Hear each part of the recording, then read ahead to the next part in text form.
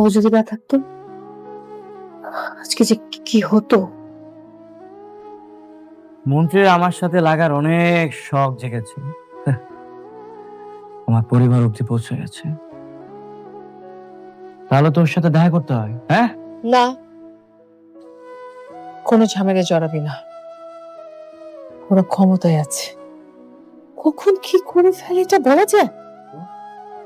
মা তুমি কোনো চিন্তা করবে না, ওর সাথে আমি কোনো ঝামেলা করবো না।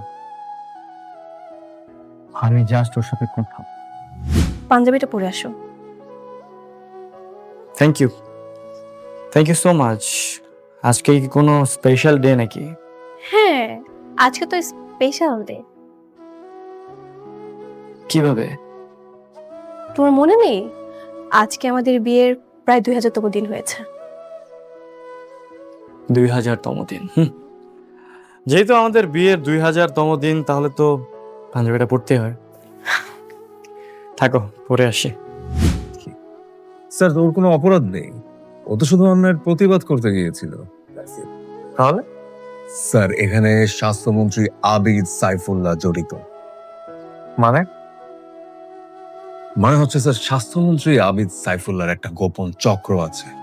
এদের কাজ হচ্ছে সমাজে এতিম, গরিব, পথ শিশুদেরকে নিয়ে বিভিন্ন রকম আন্ডারগ্রাউন্ড বিজনেস করানো।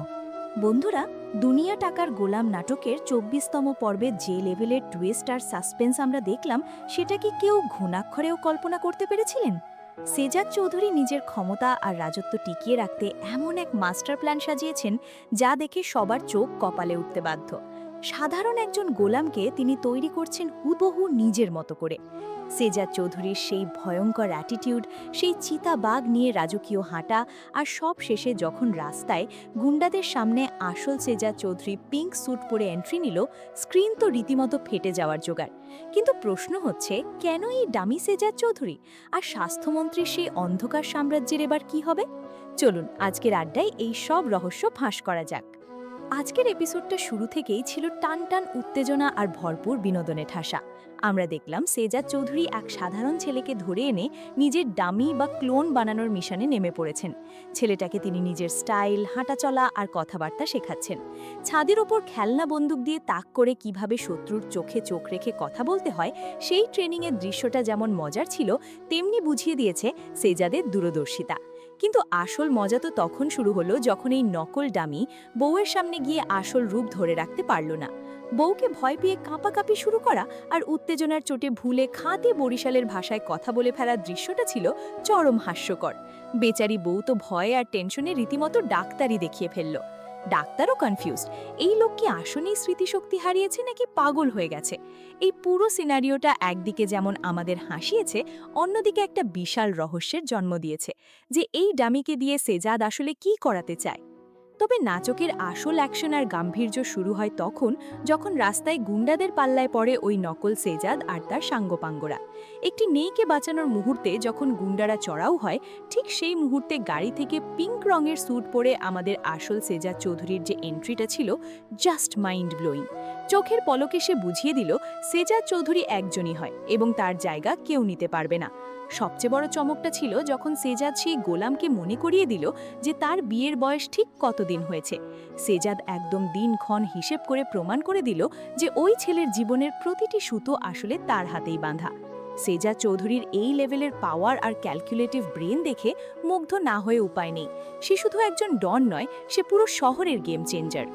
এর পাশাপাশি নাটকে আরেকটা বিশাল প্লট ওপেন হয়েছে, আর সেটা হলো স্বাস্থ্যমন্ত্রী আবেদ সাইফুল্লাহর অন্ধকার জগৎ। এই দুর্নীতিগ্রস্ত মন্ত্রী এতিম আর পথশিশুদের নিয়ে আন্ডারগ্রাউন্ডে এক বিশাল অবৈধ ব্যবসা চালিয়ে যাচ্ছে। সেজাদ চৌধুরী যখন রেস্টুরেন্টে বসে এই ইনফরমেশনটা পায়, তখন তার চোখে মুখে যে রাগ আর প্রতিশোধের আগুন আমরা দেখেছি, সেটা পরিষ্কার বুঝিয়ে দিচ্ছে আগামী পর্বে একটা বিশাল ঝড় আসতে চলেছে।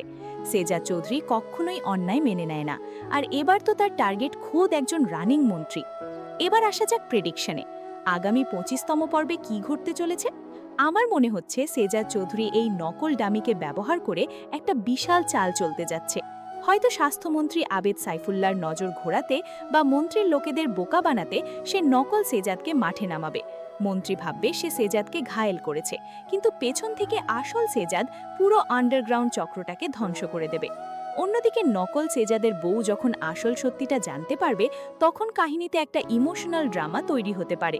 স্বাস্থ্যমন্ত্রী যখন বুঝতে পারবে যে সেজাদ চৌধুরী তার পেছনে লেগেছে, তখন সেও নিশ্চয়ই চুপ করে বসে থাকবে না।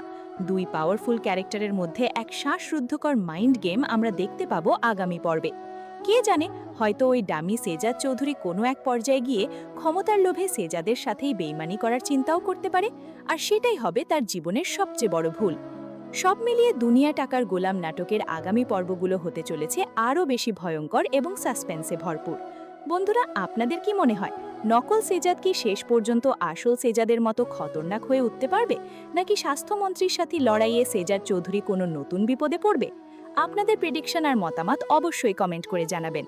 ভিডিওটি ভালো লাগলে লাইক দিন, বন্ধুদের সাথে শেয়ার করুন, আর চ্যানেলটি সাবস্ক্রাইব করে বেল আইকন বাজিয়ে রাখুন আমাদের পরবর্তী সব এক্সাইটিং রিভিউ আর আপডেট সবার আগে পাওয়ার জন্য। দেখা হচ্ছে পরের ভিডিওতে, ততক্ষণের জন্য ভালো থাকবেন।